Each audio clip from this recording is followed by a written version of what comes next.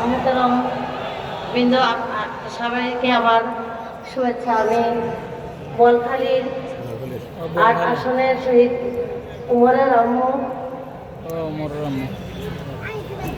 আমার ছেলেরা রক্ত দিয়ে চলে যাওয়ার পরও আমাদের খুশি লাগছে। এই জনবহুল দেশের ন্যায় ইনসাফের জন্য আমরা আশাবাদী।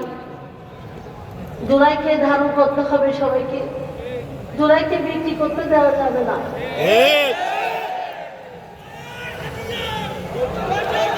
স্মরণ করছি আমার শহীদ সন্তান এবং সন্তানের বন্ধুরা, যারা সবাই রক্ত দিয়ে আজকে আমাদেরকে স্বাধীনভাবে চলতে শিখিয়েছে, স্বাধীনভাবে কথা বলার অধিকার করে দিয়ে গেছে।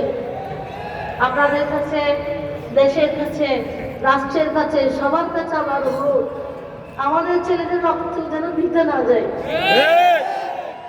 সবাই যেন ন্যায় ইনসাফ করে চলতে পারে, সবাই যেন যার যার অধিকার নিতে পারে, জাতি ধর্ম বর্ণ নির্বিশেষে সবাই যেন আমরা সুন্দরভাবে স্বাধীনভাবে বাঁচতে পারি। যেন হাঁটতে গেলেও ভয় লাগে, চলতে গেলেও ভয় লাগে, এইটা যেন না হয়। আর আমি আমাদের